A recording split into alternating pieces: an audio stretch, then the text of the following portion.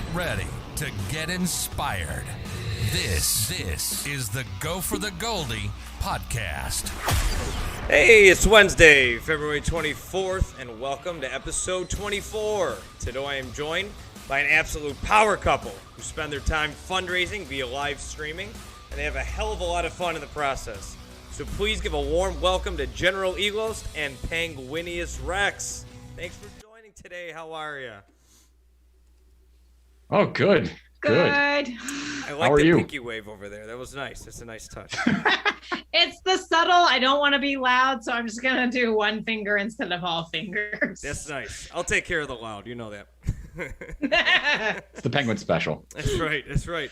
Well, hey, I always like to start off with, having you guys introduce yourself and, just kind of a little bit of a brief bio about you guys, who you are and what you do.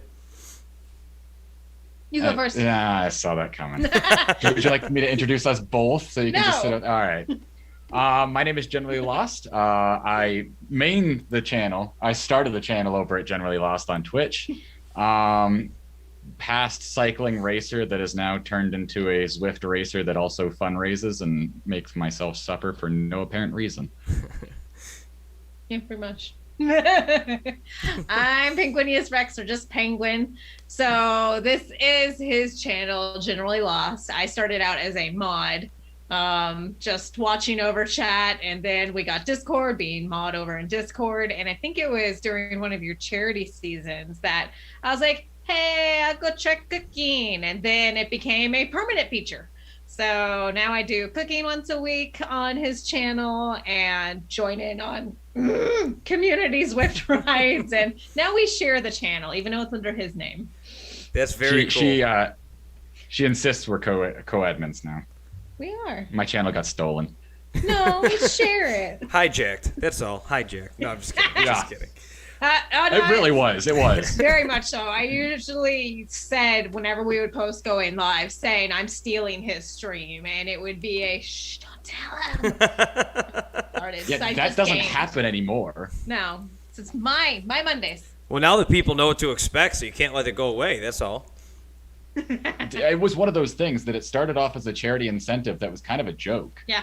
She was going to do a one-off cooking stream, and then everybody's like, okay, well, you got to keep doing that now. And she's like, I didn't work out. Well, That's good, though. That's how some of the best things come around, just unplanned, just organic, and it's something that you guys really love to do, and you can tell. So that's it's infectious. People really, I think, appreciate people being genuine and seeing, especially a couple like you guys having fun. I mean, I definitely think it's really cool that you guys are in it together. So I think that's probably a lot is what happened with that. That'd be my guess, but who am I?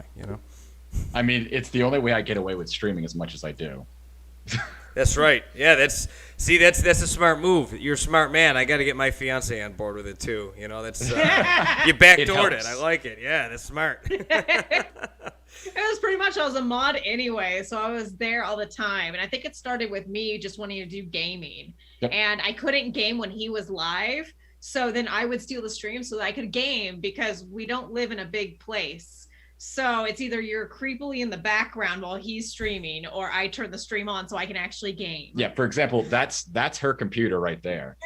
Oh, so yeah. anytime Okay. I wanted to stream, she would just be awkwardly in the background. I'm like, all right, this isn't going to work. And they'd always call her out. And especially with the camera, her being out of focus, it just became a joke in the background, because she would be sitting there back there, and she's got the clickiest keyboard known to man. I like clickies. And so everybody's like, what's that? And I'm like, it's not me. I'm with you. I'm with you on the you. clicky keyboards. I like them too. It's I don't know. There's some kind of like nostalgia factor to it or something. I don't know. I like knowing when you press a button down, it's like you're hitting it. Exactly. She's very tactile. Yeah. I'm with you on that one. I like your chairs too, by the way. Especially yours, Penguin. That looks very comfortable. It's actually a very special one. I'll say, it's another St. Jude item that we got. Wow. We collect a lot of St. Jude things around here. Well, yeah. I guess that kind of leads me into the first kind of topic I guess we'll cover here is obviously you guys are listed as like live stream fundraisers, and obviously you're very passionate about St. Jude and fundraising for them. So do you guys have any kind of like personal connection, or was it something that you just thought was a great thing to do, a great cause to go for? Or? Yeah, I think this one's mine to take. Yeah, so I did not get hospitalized at St. Jude, but I had childhood cancer when I was 6. Wow. So thankfully there was a really great hospital up in the area around New Hampshire where I was at the time that did phenomenal work, and actually was right basically down the road from Dana-Farber, which is one of the top cancer research institutes and hospitals and the like in the area. So yeah, that definitely started things off with a bang for my life, because that's like, I always joke, that's the first thing I remember being a kid, which is not great memories to have as a kid, I would say. That's not usually your first good memory. You can't have Fruity Pebbles. Oh no. Well, I'll tell you what. Sorry. If you beat cancer and that's the worst thing that's going on, I think you made out. I think you did well. Yeah, I can't complain. That's a side story. But yeah, so had childhood cancer. Didn't really start doing any fundraising until high school when Livestrong came out. And that kind of kickstarted things because I was a cyclist at the time. And so that kind of put things together. It was like, hey, I like cycling. I'm a cancer survivor. Why not? And then St. Jude was really because that was pretty much when my grandmother passed away. She was a huge St. Jude proponent. And she talked about it all the time. And I didn't really know much about it then. So I did some research. And that felt more appropriate because it's specific to childhood cancer, 18 and under for the most part. And that just kind of put together the pieces for me. And it was the perfect connection. And then Then I stepped in. So he had his childhood cancer. And then 2 years ago, I got diagnosed with thyroid cancer. Oh my goodness. So now that we are a household of cancer haters, survivors. We're survivors who hate cancer. Survivor / hater, yeah. I like the survivor is first, though. Let's go with you survived first. Then you can hate it. You can't hate it if you didn't survive it. Okay, fair. That's a great point. But that just kind of lit the fire even more, because especially hearing him growing up and hearing his memories and knowing almost like the PTSD that he had growing up from real. it. Yeah. And then going through it myself, from diagnosis to treatment to after, and even what you have to deal with that afterwards, it really lit a fire under me of, I'm an adult and I can deal with it. To know that a child has to go through this when they don't even have, like, you can get scientific, they don't have developed brains to understand their emotions through it, but then it's not fair. They should be outside playing. So it's just even more reason for treatments and helping them out, so they don't have to deal with that when they're little. That's not what kids are supposed to deal with. That's got to be pretty unique to be in a household where you've both experienced the trauma of like going through something like that. I mean, I don't think I've ever met anyone personally that has had to deal with. I mean, usually it's the spouse gets it, and it's a strain on both of you, obviously, because it's just it's very emotional to see someone that you love going through that. But I mean, with you, Elost, like seeing Penguin go through that, I mean, you personally had a connection to that, obviously, as your first memories. That had to be pretty damn tough. Yeah, I mean, it was definitely a table turn moment when she got it, because the kicker is they thought when we told our parents that there was thyroid cancer, they thought it was me, and they thought we had made an error in the text, because my form of cancer, the second form that's most likely to crop up, is thyroid cancer. And so when we were telling them, and we're like, yeah, she has thyroid cancer, and they're like, oh, wait, are you telling me that she was supposed to tell us? And I'm like, no, she has it. Wow. And they're like, what do you mean? This isn't how this was supposed to go. No, I say that is my wifely duty. I have taken it, so now you can't have it. You're not allowed. I hope that's how it works. I would be fine with that. Yeah, that's just science. Everyone knows that, obviously. Come on. Exactly. Put a ring on it, and I take the kids. That's really dark. Don't tell my fiance that. Please don't tell my fiance that. I didn't say Nobody's that. ever gonna get married ever again. You Sorry, you dark just ruined the humor. institution of marriage in one foul swoop. 5 minutes into the show. Good work. My bad. Um, My bad. So, General, I was going to ask you, man. So, you mentioned New Hampshire was where you did your treatment. Is that where you're from? Are you from up that way? Yes and no. Okay. Born in Virginia, but I would say mainly raised New Hampshire. I've lived in 6 different states now, I think. Holy cow. So home is technically Virginia. But the majority of what I would say is like memorable childhood would be New Hampshire. Have you ever heard my of parents would kill me if I didn't agree. Have you ever heard of Roswell Park? Familiar? Haven't been there. So Roswell Park it's a cancer institute in Buffalo. It's a huge, at least in Buffalo, and you know how everyone always has a special place for hometown. You know, it's a huge, it's like it's a big building downtown. So it's doctors from all over the world come there because UB is a huge medical school. So a lot of them work there. But I'm actually doing a big fundraiser in a couple weeks. Actually, a week from Friday is the big event. It's a 2-day event I'm doing. I don't know if you know who David Goggins is, but he No. So he's originally from Buffalo, but he was in the Marines, and he's this like crazy motivational guy who just does these outrageous like feats. So on a week from Friday, I'm running 4 miles every 4 hours for 48 hours. Oh wow. Yeah, it's going to be pretty intense. But the reason I bring it up is because A, for you watching, donate. But B, it's for children's cancer research. It's called Courage of Carly. It was a girl that obviously had cancer and and passed away, and they created a thing in her honor. So that's basically what. So, but that's why I was asking if you'd ever heard of Roswell Park, just because it's childhood cancer and kind of sort of same neck of the woods, northeast. But yeah, that's coming up.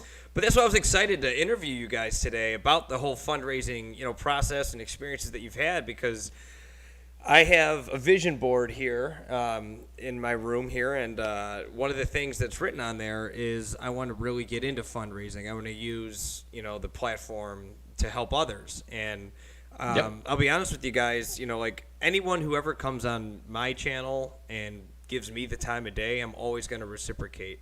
And you guys really caught my eye when I started seeing what you guys were doing and the fun that you're having and the good that you're doing. I mean, the world could definitely need or use a lot more of that, now. So that's why I was just like, oh, I'm all in with you guys, and I can't wait to have you guys on. And then this fundraiser that I'm doing next week, just kind of the timing was very serendipitous. So that's perfect. Yeah, it was. So let's talk about your fundraising experiences. So obviously we know the backstory now about why St. Jude and the personal connection that you have to it. So as far as really starting to fundraise, you said you didn't really get into that until when? High school with Livestrong. Okay, and the connection was cycling, cancer. Yep. Lance Armstrong. That was the Lance Armstrong connection. Yeah. Yep. Okay. So what was your first fundraiser? Do you remember? Oh, first one, I think technically was a lead-in to the actual fundraiser. We did, what is it? Not Dollars for Dough. That would be a really dumb name. It was, where you go into a restaurant and you have people come in and buy things. And if they mention that they're with your program, then a certain percentage of the receipt goes to the actual fundraiser. Okay. Actually, my first, that was the lead-in for the first true fundraiser, which was actually my senior project in high school. I organized a 50-mile ride out of the elementary school that I was at, or that I went to when I was younger. And basically, I spent 6 months planning this random fundraising ride where I just was begging for random sponsors and doing all kinds of ridiculous things under the guise that, hey, I'm a high schooler and I'm doing this for a project, so I need your help. Greatest excuse you can ever use, by the way, because brilliant. if you can give an excuse like that, everybody's into it. So I just hit up a bunch of people, and we ended up I think it only raised something like $1,200 or something, which I think was a lot of pity money, if I'm going to be honest. Hey, pity money went to a good cause. That's right. Whatever. Money's money. Yeah, ain't any less green, right? Right? Now, the kicker was everybody asked me after the ride was over, they're like, you're going to do this again next year, right? And I'm like, I'm moving away to college, so good luck. This one was a one and done. Yeah, it was like, this is purely for my project. I'm out. You guys need to do this yourself next year. That's a really cool senior project, though. I mean, that's most people got to write about some topic that they're not interested in, or some nonsense that they're just trying to get through. But that's actually some meaningful stuff right there. That's pretty cool. That was the thing, is I was really lucky, because I don't know why they let me do it, because it really didn't apply to anything I had learned in high school. So I was like, hey, like, I think somebody else in my class did like installing speakers in their car, and I'm like, what is happening here? Cool. You know what, now that we're talking about it, I haven't even given this any thought since I actually did my senior project, but my senior project was, because I was the field goal kicker on the football team. Yep. I wasn't exclusively the field goal kicker, so don't make fun of me, but I wrote an article about like the history and the art of kicking field goals. I haven't thought about that. Probably, I'm 34 years old, so I haven't thought about that since I was 18, so about 16 years, but... Wow, that's a blast from the past. Wow, that really jarred a memory with you talking about that. Jeez, that's funny. All right, so you did your senior project, and that's when you got kind of bit by the fundraising bug, we could say. Is that fair to say? Yeah, it was a lot of fun. And the people that I got to meet, because I actually I scouted out other people's rides for fundraisers and stuff like that, just to kind of get an idea of what people were doing, and I think that really just kind of settled it in. And then by the time I got to college, Livestrong was actually doing like a local mentor program where they would actually, like, if you applied with them, they were like, yeah, you can be a local leader and you can do fundraising for us, and we'll even give you all this stuff. And I'm like, okay, hello. Yeah. Like, they assigned you with somebody from their actual like office in Austin and everything, and it was ridiculous. I'm like, okay, yeah, sure, let's talk. That's really cool. That reminds me of, I had a guy on here, one of my friends, who is the Hope ambassador for the PGA Tour, and it sounds very similar. They have people all over the country that kind of run point, for their charities, and that's, so I got a real good description from him doing that, and it sounds very similar. That's really cool that you got to work with that project to do that, and especially with your love of cycling. It was so much fun. They were 100% on board with everything, and they're like, yeah, just let us know, and we'll just ship you out packages of random crap from Livestrong. And I'm like, this is really dangerous. Don't tell me that. Yeah, I could get down with that. So many good experiences, though. Like, my favorite experience from being connected with Livestrong was when we helped host that event in the stadium. Oh, right. And it was the Tulsa Shock. Yeah, it was the Tulsa Shock, and weren't they riding bikes? They were riding spin bikes. I forgot about that. Yeah, they were riding spin bikes, and so we got to have access to all the back ends of the stadium. And I still remember setup, tear down, and then when we're all done, we went to one of the local diners with us and some of the Ron Kalenic. Yep. Ron Kalenic from Livestrong actually flew out for the event. Yeah. Because they just, like, we were college students at that point, and they're like, hey, we're really thinking about doing this promotion with the WNBA team, the Tulsa Shock, and we'd love to have you guys just kind of like run point on that. And we're like, okay, what are we doing? Sure. And they're like, oh, well, we're just gonna have some of the team ride spin bikes at the end, or at the what is it behind the hoop in basketball? I can't remember the zone, but it was in the BOK Center. And they're like, yeah, they're just gonna be riding the entire game.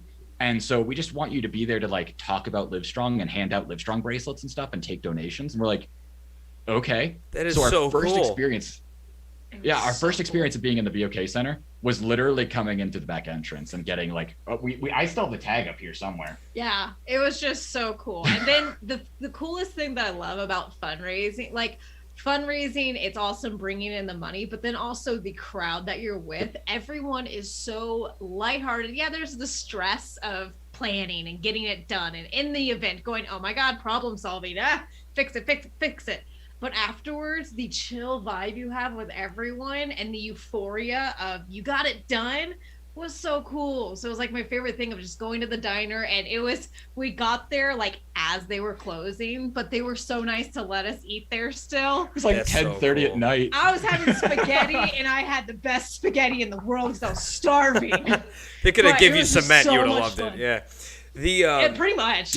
That's so cool because I'm a firm believer of, I don't know how to describe it or really, articulate what I'm trying to say here, but like energy, there's something to, everyone pulling in the same direction and knowing that you did a good thing at the end of the day, literally at the end of the day, after an event like that, when you're together with people that pulled in the same direction and work towards the same cause. I worked for, the reason I moved, I live in Dallas. I'm from Buffalo, but I moved down here to work for a pro sports team.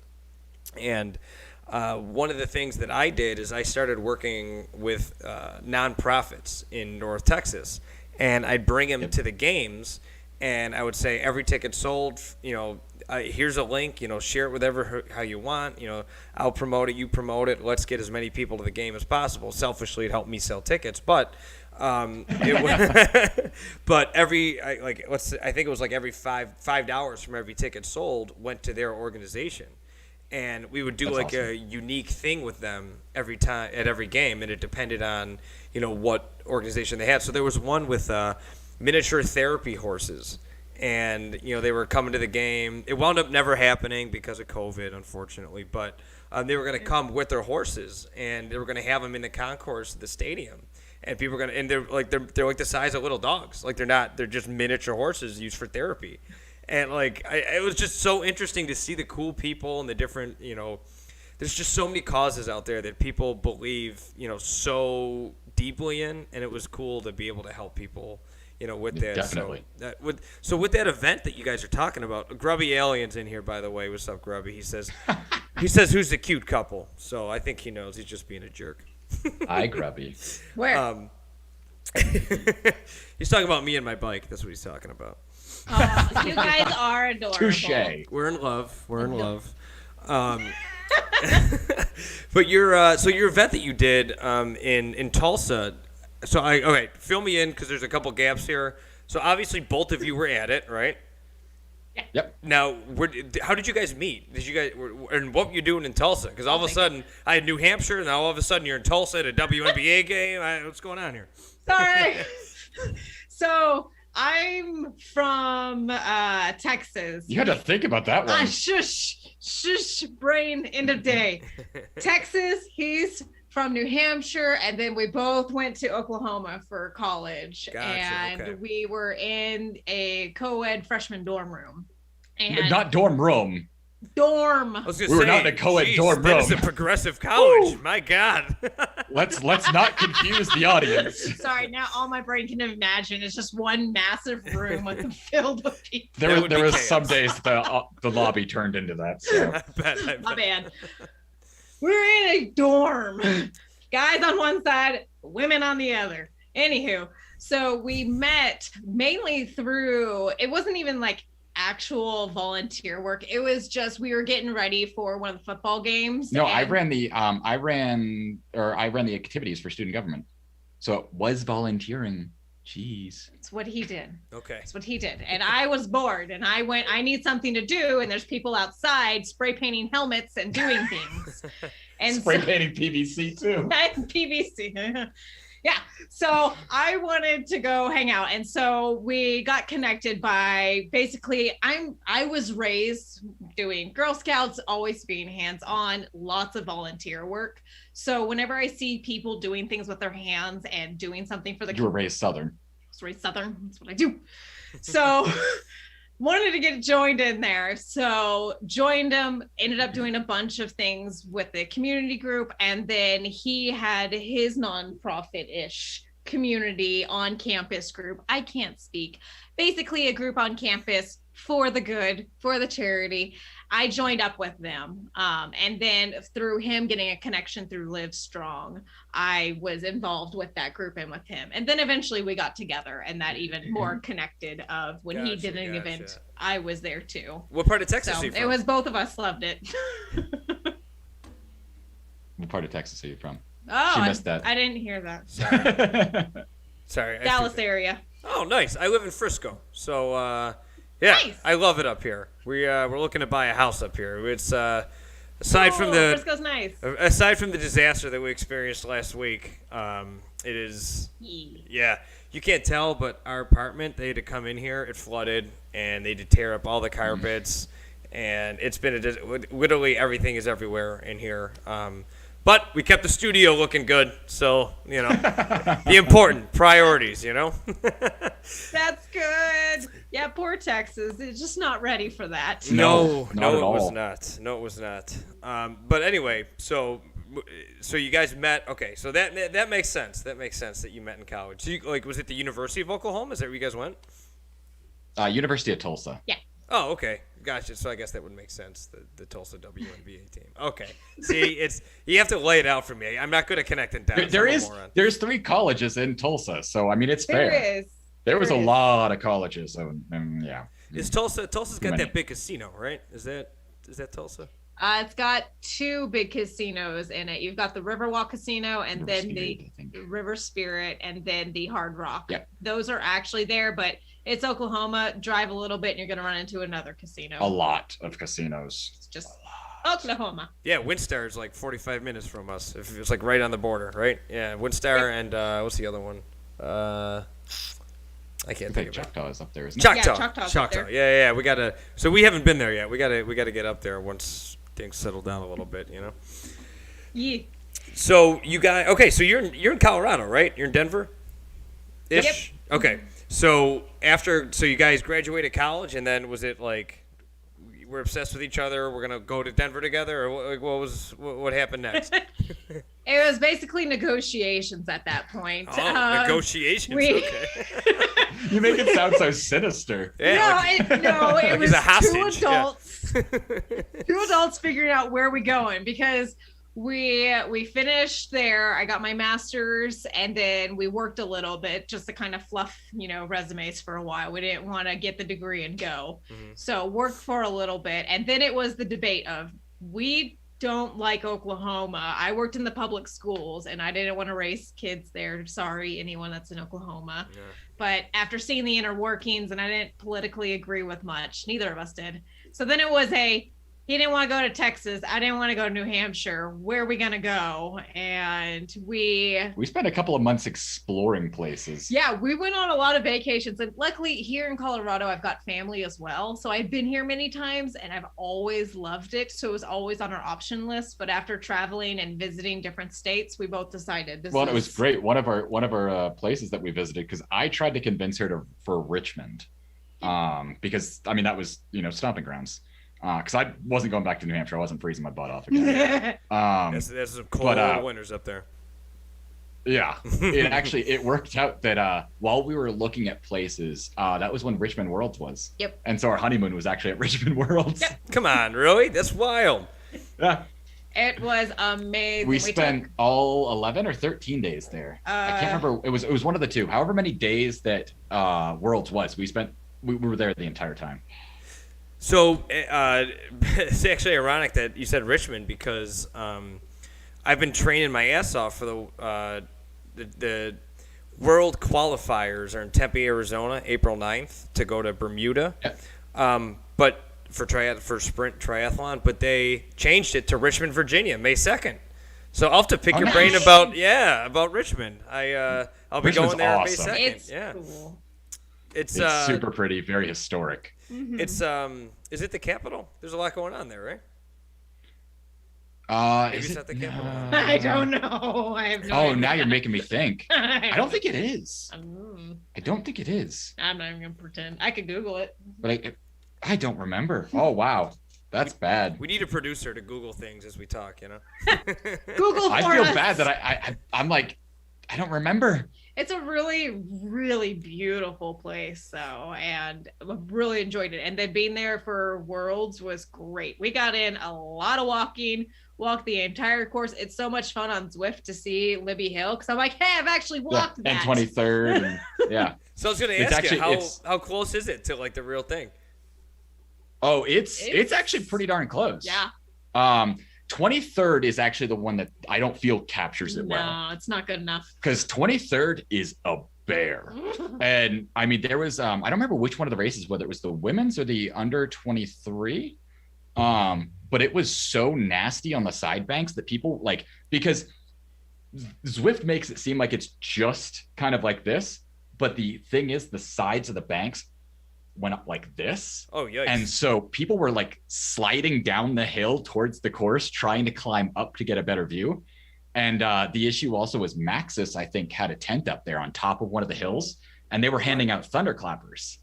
And so because of it, everybody was amassing over there, and the hill to get up to the side was just destroyed. It was bad, like That's ankle crazy. breaking. You want to stand and watch the race, Yeah. but it's so steep that you had to like dig your feet in to be able to stand up to watch them go by. There was a fence at the top that people were just clinging to. Yeah, you'd hold on my to it. Going, goodness. I'm here. All right, hopefully my fiance's not listening to this because she's not going to want to come and watch then. But it's fun. It's so good. The thrill of being at a race, the crowd, Yeah. hearing the bikes go by, getting the dirt on you is so good. Yeah, it was awesome. That's And so we cool. were watching Sagan's breakaway. Yes. And you had no idea that was going on. You just happened to stumble on it when you were there? For World? Yeah. No, we No. legit planned our drive. Yeah. Oh, that's okay. what I mean. Gotcha. I was going to say, that's quite a big event for you guys not to know what's going on. No, we planned. That was 100% the reason that we went, and it was just an excuse to make Richmond look even better to her. Gotcha. So okay. we planned our spot to be there, like for the entirety of it, and Yeah. that was we watched every race, Yeah. every single race. We went to everything. That's and exciting. I mean, to show how much that like charity and fundraising is in our core, we even volunteered for 2 days while we were there. You can take no matter where you are, it's in you. You got to find it. I get it. That makes sense. It was fun. It was fun. They give us free sandwiches and shirts. Sandwiches, not the shirts. I didn't eat the shirts. Sandwich. I'm hungry. Did you say you didn't need the shirts? You didn't eat the shirts? Because I hope you didn't eat the shirts. Okay. Didn't eat. Okay, good. He said there were sandwiches and shirts, and so I went and I realized the last thing he said was shirts. So Gotcha, I didn't okay. want to misconstrue. I didn't eat the shirts. See, these are the misunderstandings you get in Zoom, meetings like this. And in a relationship. Mine. This is our life. We never have any miscommunications in a relationship ever, right, Jenny? So moving on. So you went to Richmond. That was obviously a potential landing spot. Where else? Where else were you guys thinking about moving to? Fayetteville. Arkansas. Yep. And we both talked about like our homes, New Hampshire and Texas, but that didn't last very long. Yeah. It just wasn't. It was too hot in Texas and too cold in New Hampshire. So And we looked around Little Rock as well. yeah, that didn't stick as much as Fayetteville did. No, Fayetteville's still gorgeous. You just got to be ready for smaller towns. Yeah, it's too small. I couldn't do it. I was raised in a city, so like that. Yeah. I was raised an hour outside of DC, so Fayetteville didn't do it for me. Yeah, when we drive home, we drive through. So we got 2 dogs. So when we drive home, we drive through Little Rock, and Yep. we stayed there once, and once was enough for us to not stay there again. We'll just say that.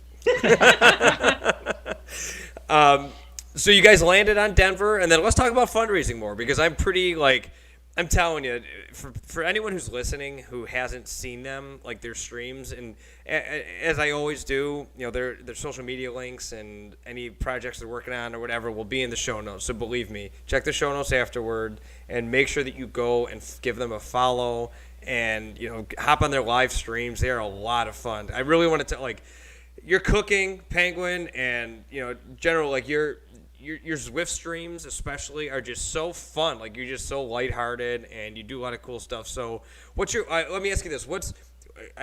Penguin, we'll go first with you. What's your favorite event that you've done, like live stream fundraising that you've done? I know this is a tough question. Yeah. It's so hard. Maybe not your favorite, just what's one that you could think of off the top of your head that you had a really lot of fun doing? Because you guys do a lot of fun. I'm going to have to go, because I've done my own separate charity season from him. And inside, mine's usually spread from November to December. And there's one event that happens annually. And this year was our 3rd annual, Yep. I think. And it's called Dueling Kitchens. And it's me and my friend Zero the Cook. He is a deaf streamer and he does cooking and gaming. And we've now set a challenge every year that we do. It's chopped / Cutthroat kitchen. And it is intense, about 2 to 3 hours of you're trying to cook and actually compete. Like, I legitimately want to win. She tries really hard. I try really hard, but then it's just pure chaos. If I have a timer, chat, they have donation incentives to sabotage. Put gloves on, put an animal mask on, put on a dog collar. Make you sing the ABCs backwards. Make you sing the ABCs backwards, which I can't totally do. takes only 10 minutes to do. Can't pass a sobriety test if anyone makes me. Can't do it. Not a possibility. I have trouble enough saying it forwards, so yeah, backwards is out of the question. So it's just pure chaos, and I love it. And it's insanely hard to do, but the euphoria afterwards and seeing how much chat loves it. That's the thing that I love, is the audience participation. It's not just a cooking competition, it's to have fun. And then they bounce back and forth between Zero stream and my stream, trying to pit us against each other, throwing sabotage at each other. It's chaos, and I love it. Well, and this year was even better because go ahead. I was gonna say, this is an annual event, so once a year you got this build up. Everyone's waiting for it. That's really cool. General, I didn't mean to cut you off, brother. Go ahead. Oh no, you're fine. I was gonna add, this year it was even worse because she made it so that if somebody donated a certain amount, that they could make her start all over. So somebody did it. You had 3 or 5 minutes left with one dish, and somebody donated and made you scrap your entire plan. Yeah, it was bad. Wow. Who came up with that rule? That is sinister stuff right Zero. there. Zero. He decided it himself, not me. He decided it himself. You approved it. Okay, yeah, I approved it, but it's his fault. It's his fault. That's dark. That is a dark rule. Now, is this up anywhere? Like, if I wanted to, like I said, just said, like, throw it in the show notes. Is there somewhere that I could put a link to so someone could see what it's like? Totally. Yep. Yeah. All of our charity streams are highlighted. Yeah. We try to do that as much as possible. That's awesome. So when I first when I first was introduced to you guys were doing some kind of General, you were getting pies in the face, I think, right? Like, you were doing some kind of you were getting a bunch of pies launched at you. That's a big deal in my season, and it happens all throughout. We Dueling Kitchen so far has been the kickoff event, and we have frequent pyre miles, and I think he's still ahead of me in how many pies he's got. I've taken almost 100 now. Frequent pyre miles. I like that a lot. That's very creative. It's good. And we even put up counters this year to show people of how many pies each of us are getting. And it's chat deciding who gets it. And I have bought so much Jell-O pudding. 10 pounds this year. It's so 10 pounds of Jell-O pudding. My God, that's amazing. It's I think insane. This last time I took 21 in a row. Yeah, you did. And we have even a video of it to music of him just constant pie. And he was so cold because we forgot to let the milk sit out to make it warm. I would like to say I don't make the pies. I have no part in the cooling or in the warming up of the milk. I forgot to put the milk out. So it was very chilled milk. And not only did he take pies, but then he ended up taking a whole bowl of pudding on top of it. Don't make dumb offers to chat. It never ends well. People, it's not them. They don't care. They want to see the suffering. That is for sure.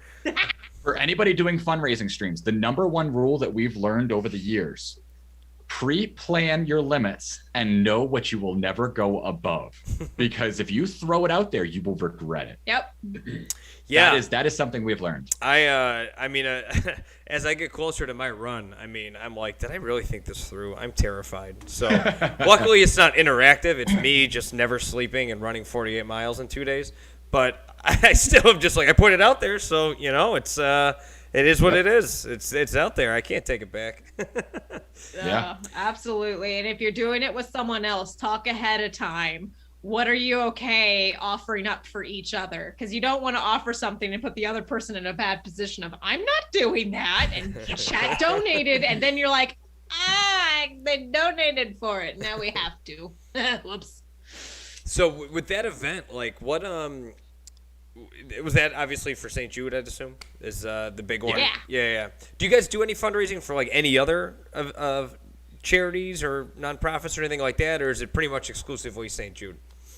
We've done a couple one-offs every now and again. I'm trying to think. I've done one for Red Panda Network. Yep, and I did. You've done one for, was it Checkpoint? Yes, it was Checkpoint for mental health. Yep. Okay. So we'll do them occasionally. It's that hard thing of spreading the love, but then you don't want to spread the community too thin. Mm-hmm. And we like to have these big, huge events to where people then know to save money and can bombard them. We fear the do too many little ones, Mm-hmm. and you're still fundraising, which is good. Any money is good money to donate. Donor burnout is real. Donor burnout. So Yeah. we might do a one-off every now and again, but not that much. Yeah, and typically the one-offs aren't as planned, whereas our 2 St. Jude seasons are extremely planned. And That's a good idea. I never really thought about it that way, but that's a great point. And yeah, because I've been, like I told you, that's one of my goals. And I mean, you guys can maybe people listening don't know, but I plan on doing a V Everest at some point for charity too. So I wish you the best. Yeah, that's you know what? I am obsessed with like pushing yourself as far as you could possibly go. Like I interviewed a guy a couple weeks ago who ran the length of New Jersey, literally the northernmost to the southernmost, nonstop. Like just ran it. Like what the hell? Yeah, right. So so he and he didn't get into really endurance running until after college. So and I think he's around my age. He's probably in his early 30s. Well, I'm in my mid 30s now, but it's just I find it interesting to see like how far you can push yourself, and then the community is you guys. When you have a community behind you, it's so inspiring. It's like you can't give up. You can't not do it. There's people depending on you, and you become a pillar of inspiration and hope. And that's what I really this podcast or the show, whatever you want to call it, is. That's my goal, and that's why I want people on here. I mean, we're looking at 2 cancer survivors who aren't feeling sorry about themselves, who aren't it's just you have a different look on life, and I think it's very unique and inspiring to see that, and to see you continue to grow your community. And like you said, example of the pie counter, right? Like that's seems like a silly little thing to add, but that's attractive. Like people love that. People engage with that. Let's break a record. Let's see how many more pies we can get in Elost's face. Let's keep going. And so that's you see big ones a year, right? Yep. Mm-hmm. So that's a big one for you. What other ones do you guys do? So we have that one is fall winter, November, December. And then mine, because we kind of each run our own. She does the winter one and I do kind of spring, summer during St. Jude Play Live's main season, which is May. So typically what it's become is it's become basically 7 days straight, where it's 5 nights that all build up to the 24-hour stream, because the 24 hours kind of become my thing for that. I don't do a 24-hour unless you're really well planned for it. It's not fun. I always wonder about that. But it's kind of like when you say 24 hours, like I don't know anything about 24-hour streams, but I see them happening all the time, and I'm like, I just can you explain like what a 24-hour stream is and what it's like to do one? Because I find that fascinating. It's not easy, and the first year I almost screwed it up because you don't think about your nutrition correctly. Like, I mean, this comes back to cycling, but it's that concept of you're so used to eating 3 meals a day, maybe some snacks, and then you cut off your food at like 9 o'clock, 7 o'clock for some people, whatever. Well, then you also think I need to stay awake, and so I started pounding coffee the first year I did it, and I nearly got fully sick.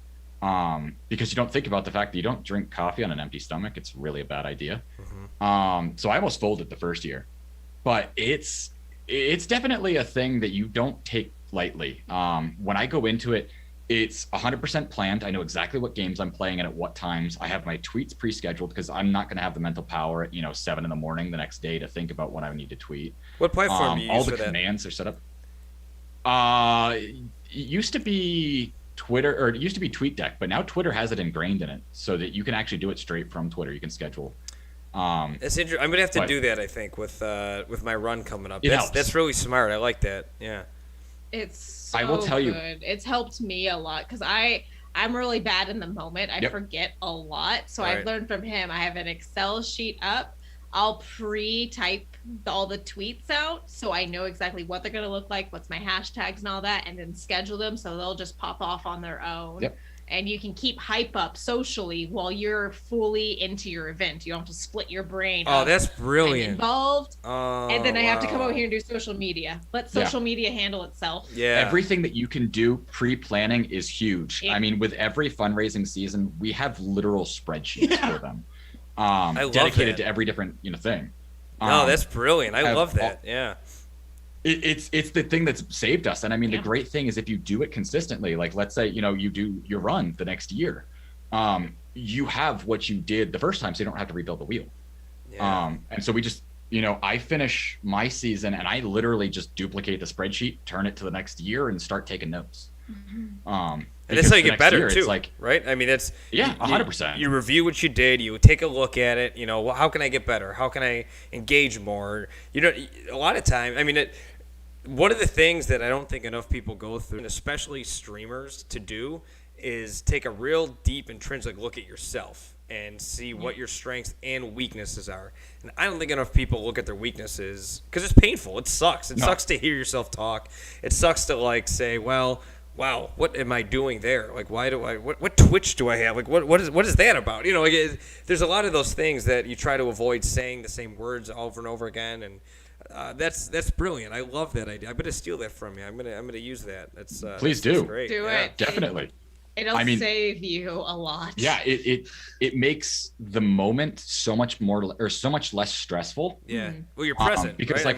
You're just enjoying exactly. the event. Yeah. That's great. I mean, for the 24-hour, you're not thinking, when is this segment supposed to end? What am I going to schedule? If you're doing games or something, you schedule who is your guests for the hours and everything and have them known that they're going to be there for it so that you're not going, oh crap, I'm supposed to play a multiplayer game right now and I don't know who's going to join me. So I guess I'm going to switch games. Things like that. It makes it so that you literally have everything planned and all you have to do is follow the script. At that point, it's like, somebody, a newscaster following a teleprompter. You're following what you laid out before yourself. It's just execution at that point. Yeah. Yeah, 100%. And I mean, obviously, things come up in the moment that you can't predict for, but it makes those moments so much easier to handle than, something that you're just not ready for at all. So I was going to ask you too, just completely before I forget to ask you, sidebar, both of you guys are gamers. I got to ask you what games you guys like playing.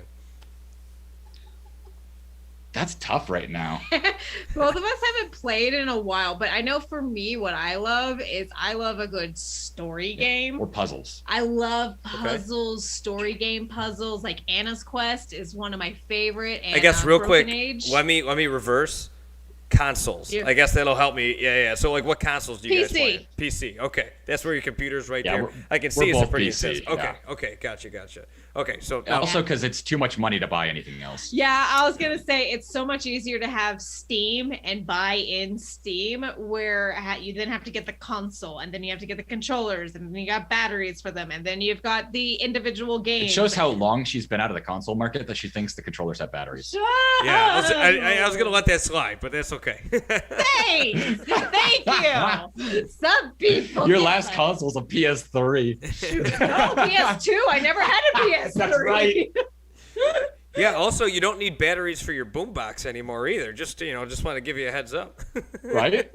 You know what? I'll just do this. Bye. I'm old school.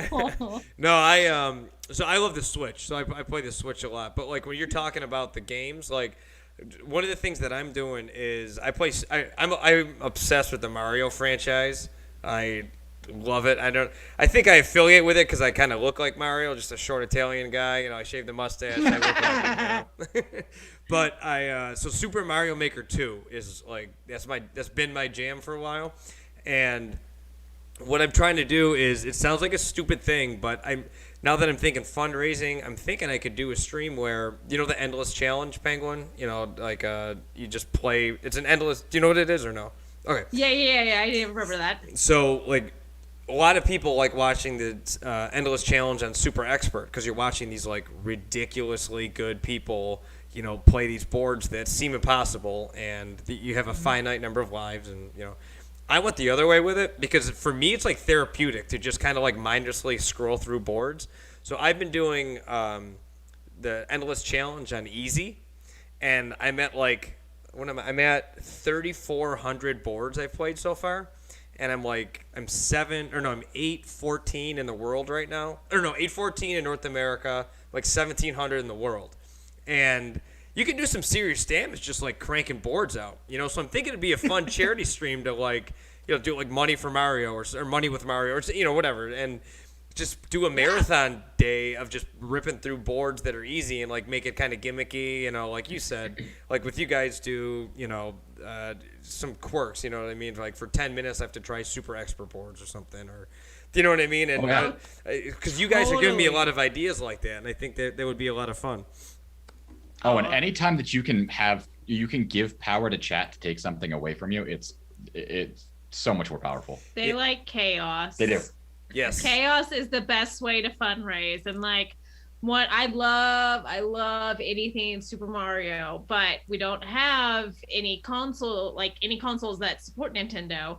But that same karting feel of like Mario Kart. Mm-hmm. And so like when he does his 24-hour, I would usually take up that time and do Super Indie Karts. And I think last year they had some things where they would like invert my screen. So here I am trying to race with my character upside down, and I'm like, or they would turn my screen off, and I'm like, now I don't know where I'm going. I just have to memorize. And luckily I do have a lot of the courses memorized and ride around till the screen turns back on. People are so damn creative. Like I wouldn't have come up with that off the top of my head, but you're right. People like chaos, man. They get creative, evilly creative. They do. Yeah. If you ever want like things that will give you ideas, and this goes for any platform, for any game, there's this new program called Crowd Control. It's actually not extremely new, but they're pumping out games like crazy or they're not making them, but they are adapting games to charity. And even if it's not listed on their platform, it'll give you ideas of things that you can do to a game. Because really? Like they have, basically what it is it's an integration that you download plugins that controls your game through donations. And so like Fall Guys was a recent one that they released, and Fall Guys is ridiculous. They've made it. Oh, it is. So and this makes it worse because they've made it so that somebody can donate so you can't jump anymore. Somebody can make it so you have your characters jump 10 seconds straight. Your left button doesn't work, or you're stuck only going left. And there's so many things like that it makes it so much easier for somebody that doesn't have that, like is either just starting fundraising or doesn't think like that. It's right there. Like you just boot up the plugin, you link your Tiltify, and boom, you're done. So this is this is an integrated platform through what channel? Like how do you integrate it with the game?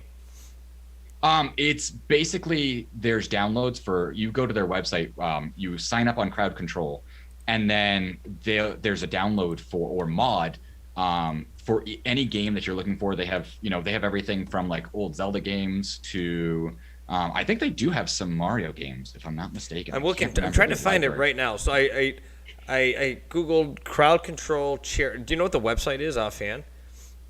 I can find it real quick. That's a really cool concept. I love that. See, this is why I wanted to talk to you. I love this. It's crowdcontrol.live. Crowdcontrol.live. There's a lot of Super Mario. Yep. So they have games for NES, N64, PC. Yeah. So everything from. Wow, that's crazy. Yep. Dark Souls, Mega Man, Zelda, Tony Hawk Pro Skater, Spelunky, Minecraft, Fall Guys. Wow. There's a lot. And this is like, Fall Guys, here you go. Okay, yeah. This is really cool. And they have a whole guide on how to set it up. And it's another one of those ways that you literally don't touch money, because anytime you're fundraising and you don't touch money, it's better. Mm-hmm. Because as soon as you touch the money in some way, shape, or form, it gets fishy and it ends up not being kosher. Yeah. So this is another way for people to just jump in and get a new way to fundraise. That's so cool. I love that. See, this is why I wanted you guys on. Like I just said, man, you are giving me. Wow, they got Toe Jam and Earl on here. I was obsessed with that game. Oh yeah. I was obsessed with that game. It's so good. Oh yeah. But the Super Indie carts that I talk about, one of the indie games in it is Toe Jam and Earl, and I love doing the carding with Toe Jam and the catchphrases he has as you card around. It's amazing. Wait. I now need to go play that game. Yeah, I was gonna say I have Steam. What is it called? Super Indie Carts Grand Prix. Basically, it's picture like an 8-bit Mario Kart made up of indie games. Wow, that's sweet. That's really cool. It's so cool. And it's more creative than Mario Kart, in my opinion. It's so more creative. Not only do you have throwables and actions that affect other players and yourself, but you have things to collect. You have things like inside the race to do to try to get even more stars to get a better rating. I gotta tell you, I'm a big nerd. No, because if you are, then I'm a massive nerd too. Because this looks like so freaking cool to me. I just pulled it up here. I honestly my goal is to just figure out a way to not friggin' work anymore and just engulf myself in this world, man. Like, isn't that what we're all trying to do, right? I mean, come on. Like, how cool would that be to if only. There's not enough time. Especially being a damn triathlete. I'm just constantly running around or riding a bike, and it's like, that's another job on top of it, but that's... Well, so this is so you did, so the 24-hour stream is a big one for you. Your St. Jude one, Penguin, that's a big one for the cooking challenge. What other big events do you guys have that you guys do? Well, we had Who Wore It Better. I don't know if it's going to come back, but we had Who Wore It Better. Yeah. Oh, boy, was that a thing. Who Wore It Better? Okay, explain. Please tell me that you were trading clothes or something like that, because that sounds wacky. Not far off. Basically, how to describe it appropriately without crossing lines. I can describe it. You have fun then. It's basically our fun gender bender type event. Whatever gender or identity you have, do the opposite or pick another one. Even if you don't have an opposite of what you are or identify as, pick something you aren't normally daily. So like for General, he identifies male. So for the competition, he dresses up as a woman, and a fine, fabulous woman, scarily with one enough. Waxed leg and a fully shaven face. It's terrifying, and seeing him in heels is like it goes. It was the works this year because they donated enough because it was nested into the milestones. So I think this last year was dress, waxed leg, fully shaven face, full makeup, wig, and heels. Yep. Now the question is, who did your makeup? Did you do it, or did Penguin do it?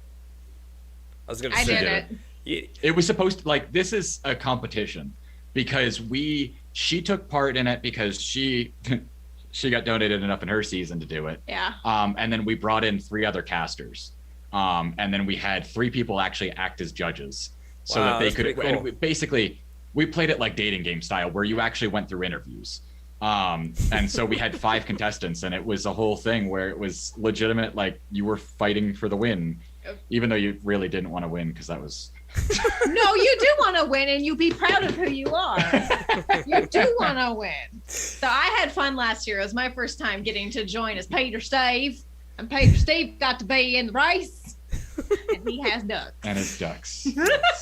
So if you have to act as opposite, I mean, that accent right there, I mean, what's the opposite of that accent? I mean, what are you, a New Yorker or something like that? No, I'm just kidding. Oh God, I can't do anything else.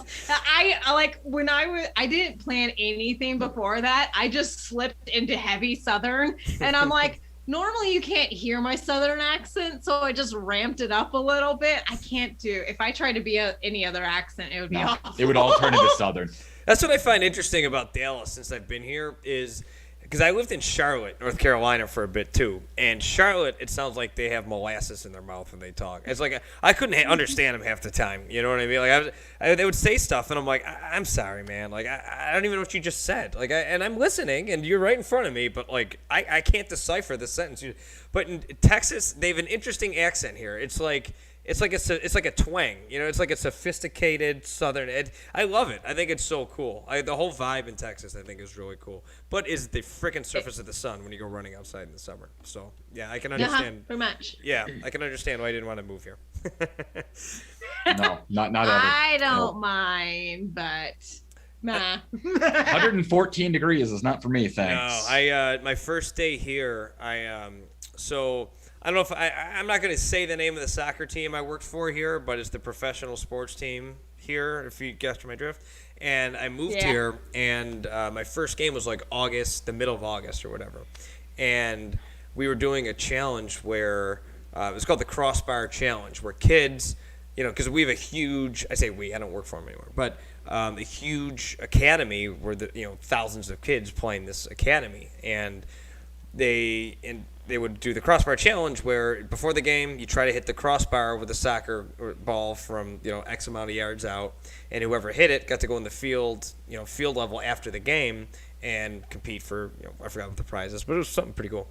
But anyway, my job that day was to stand out on the field and practice and watch the kids, like kind of manage that event.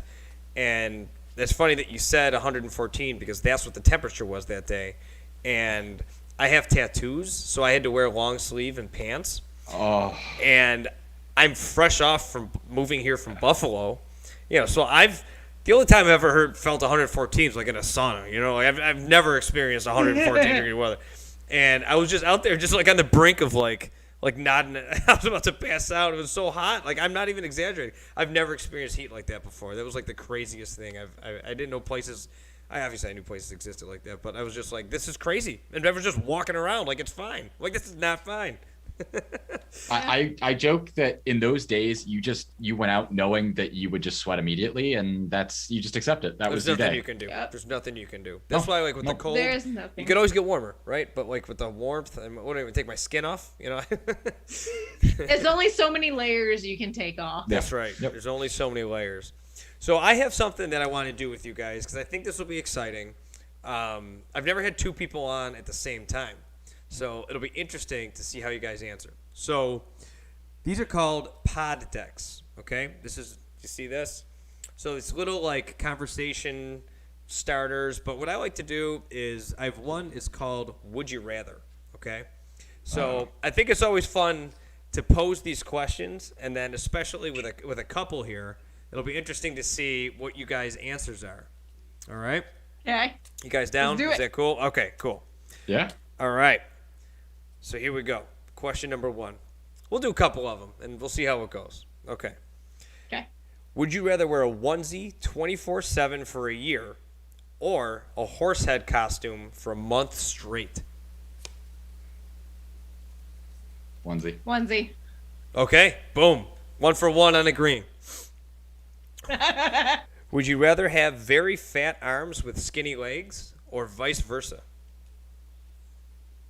Vice versa. Yeah. Yeah. I don't want to be top heavy. Yeah, it's exactly what I was thinking. And the legs, that's what that's for. I was gonna say with cycling, you get that momentum going, man. It's perpetual motion, man. You don't have to pedal at that point. I might hit over 1,000 watts in a sprint. Well, I was gonna ask you too, by the way, what power meter do you guys use over there, or what do you have? It's just the trainers. We don't have any external power meters, unfortunately. I didn't mean to ask that question that way, so that one's on me. What trainer do you have? You have a smart trainer, right? Yeah, we both have H2s from Saris. Yeah, that's nice. I have a dumb trainer like that I've had since I started cycling, and when you trigger me like to get over 1,000 watts, like my wheel on spindle, like as soon as I start going hard, I feel like it's gonna explode or take off or something. Yep. All right, here we go. All right, so we'll skip that one because you guys are together. Don't want to cause any issues there. How about would you rather spike the punch or Xerox your butt at the next office party? Xerox butt. See, I would go the opposite. See, Xeroxing butt is no. my butt. Yes, Xerox the butt. I was thinking Clorox. Where are you putting Clorox? That's why I was like, why are you going that way? Oh, he went mass murder with it. Cool. Okay. Nice. No, I was going with my butt, so I'm gonna do it to me rather than spike the punch and infect the whole. Yeah, no, I agree. Now that I really don't remember like the your words, coworkers. Okie dokie. now that I remember English, the mind hears what it wants to hear. I'll just leave it at that. All right. Would you rather have deep dish or thin crust pizza? This is a hot topic. I know we're gonna disagree on this one. Deep dish. Oh, it's so tough. Like my current state of hunger wants deep dish, but there's something really nice about a good crispy thin crust. She likes her thin crust. Yeah, good thing. Now, what if we talk Bojo's? Oh, Bojo's has got to be the thick crust. Got to be the deep dish. Yeah, all the way. What's Bojo's? It's a local pizza joint around here, and Mountains pizza joint. Yeah, it's true. All the fun. Basically, it's a pizza place in the mountains that does ridiculous deep dish. What is it? Mile High Pie. Yeah. And it's ridiculously good pizza. That, I mean, you're talking. It's thick. It's super thick. It's so thick, and the type of crust is a nice sweet crust, and they put honey on the table, so when you eat it and you get to the crust, you lather it with honey and then eat the crust, and it's so good. What? That is interesting. That's an interesting concept. It's our post 14er meal. But he does, and I enjoy pizza with. I didn't say who was doing the 14er.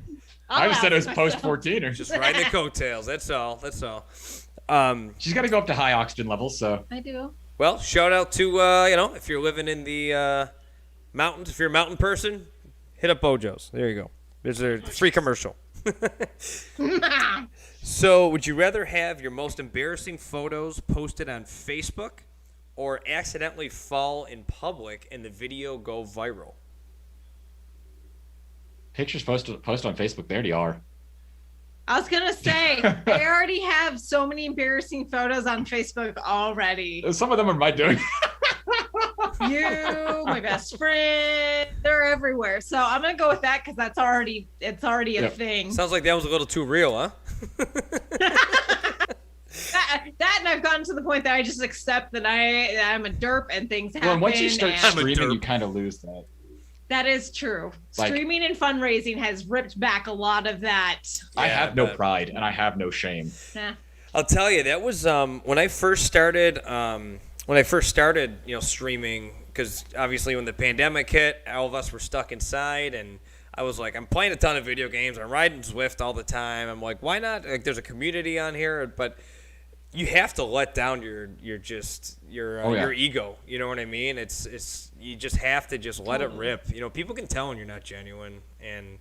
Oh, 100%. And it's not good when you're not genuine because Yeah. somebody will find out eventually. Yeah. It's one of those things that that was our rule when we started streaming, is there is no characters. No. It's not allowed. We've seen that before, and it never is going to end well. At some point, somebody's going to find out something, and it's going to come down. Well, I've seen it with comedians and stuff too. It's like you start, one way, but it's almost like you and then that character become just two separate. Yep. So it's like you tell a lie that you have to keep up the rest of your life. Like, that doesn't really make any sense. And if you ever go to a convention or something, how do you decide what you're going to be? Because if you, like, let's say you're a streamer and you go to TwitchCon and you're a character online, you've got to be a character at the con, and that's tiring as all get out. No. And that's just that makes the con work.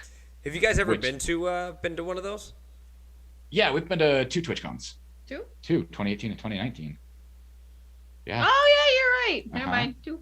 Is it always in the same spot, or does it switch? It is now. Oh, is it? It was always in California. Mm-hmm. But it's rotated, and I think they've finally settled San Diego. Because I think the talk was that they were hopping places to decide on a place, and because of how contracts work in the event industry, apparently it's really hard to book a multi-year contract, and so they were hopping around until the multi-year contract finally settled, and it's San Diego now. Gotcha. Okay, yeah, I'd love to get to one of those at some point. I bet they're a lot of fun. Did you It's say a lot of worth it?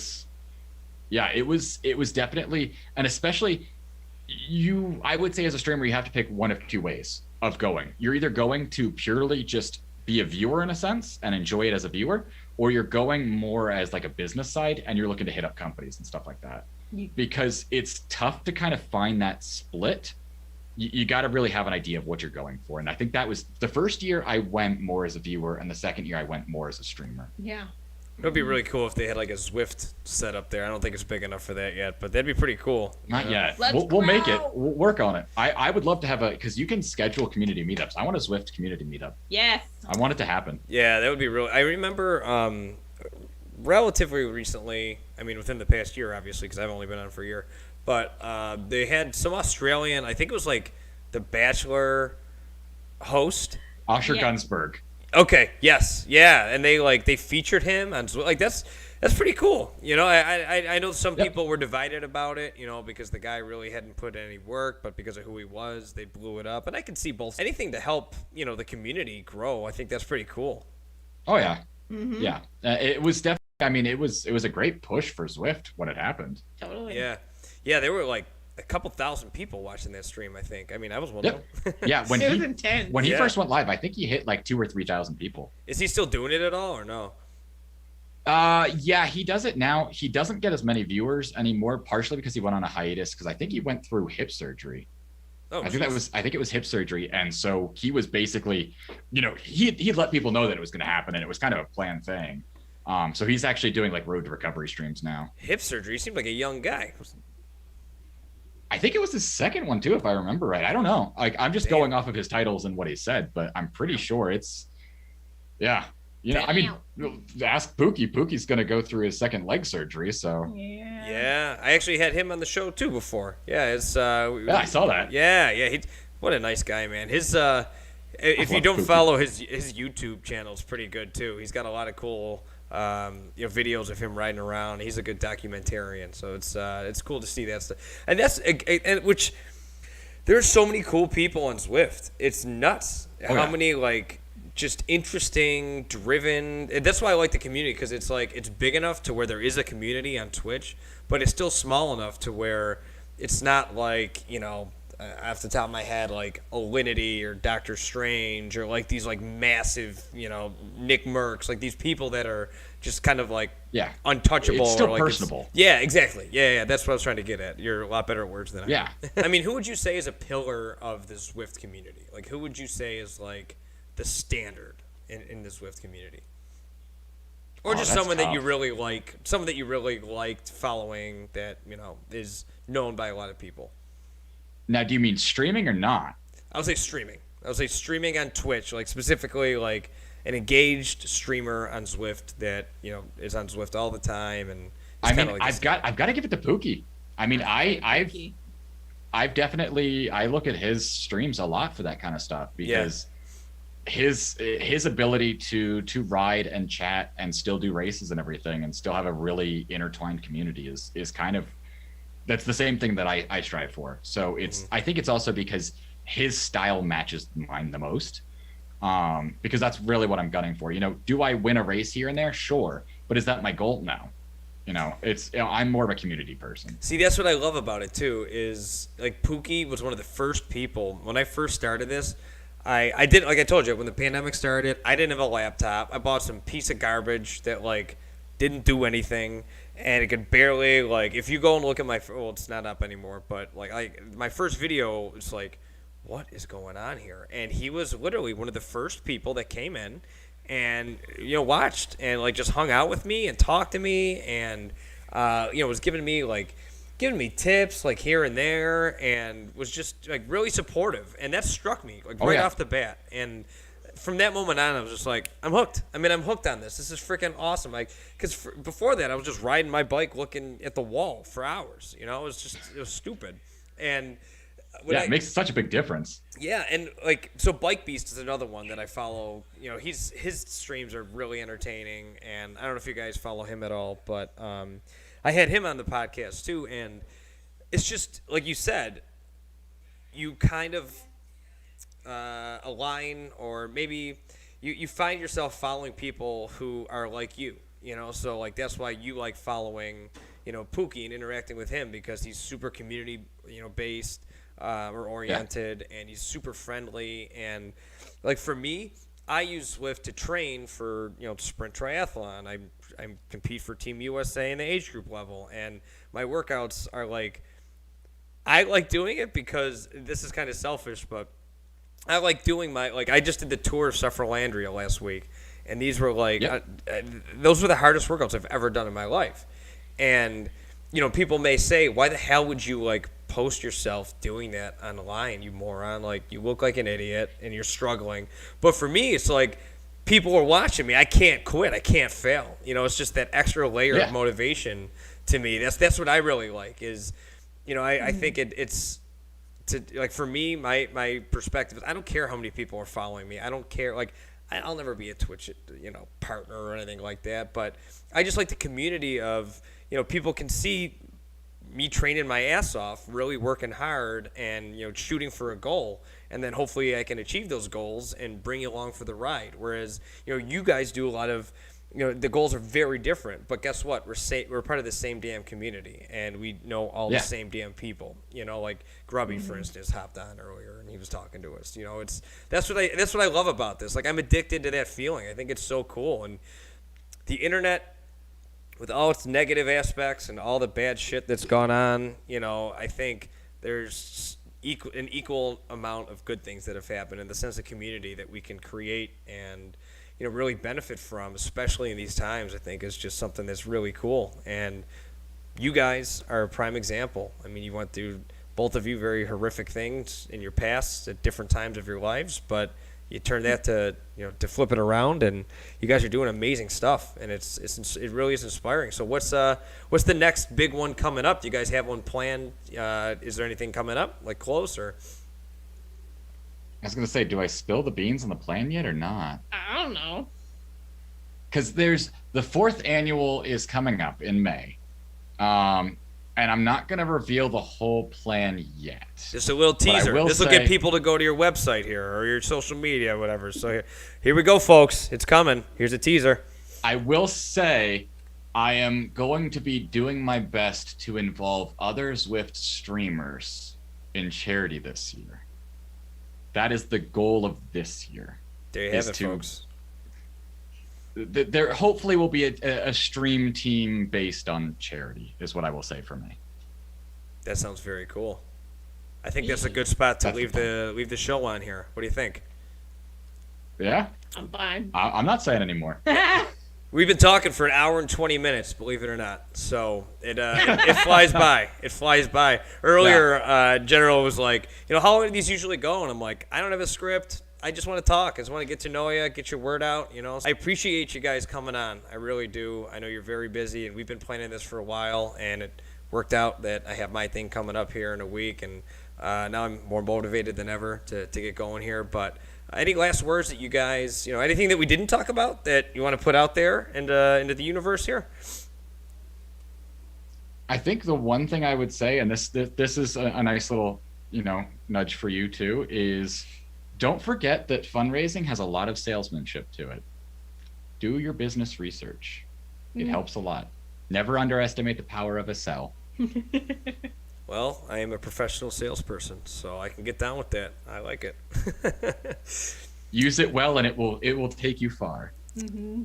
Well, guys, thanks for coming on. I really appreciate it. For anyone watching, this is going to go on Spotify, Apple Podcasts, anywhere where basically you get your podcast. That's where this is going to go. And wherever you read them, the show notes are going to have links to both General's and Penguin's social media channels, and they're going to send me any other things that we talked about on the show, so you can check that out.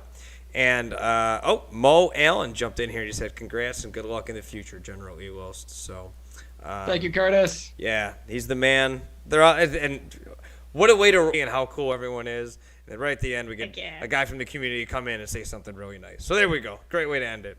Well, thanks for coming, guys, and I really appreciate it, and I'm really looking forward to seeing all the good that you guys will continue to do in the future.